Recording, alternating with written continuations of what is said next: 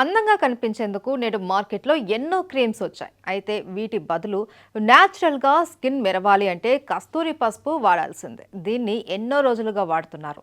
చాలా ఔషధ గుణాలున్న కస్తూరి పసుపు చర్మ అందాన్ని, ఆరోగ్యాన్ని కాపాడుతుంది. కస్తూరి పసుపు ఫేస్ ప్యాక్ ఈ రోజుల్లో అద్భుతమైన గుణాల వల్ల ఎంతగానో వైరల్ అయింది. దీన్ని ఎలా వాడాలి, వాడితే ఎలాంటి లాభాలున్నాయో ఇప్పుడు తెలుసుకుందాం. కస్తూరి పసుపుని ఫేస్ ప్యాక్లో వాడితే చాలా మంచిది. దీనివల్ల ముఖంపై నల్ల మచ్చలు, మొటిమలు దూరమవుతాయి. కస్తూరి పసుపులో యాంటీ బ్యాక్టీరియల్ గుణాలు ఉంటాయి. దీనివల్ల ముఖంపై మొటిమలు దూరమై మృదువుగా మారుతుంది.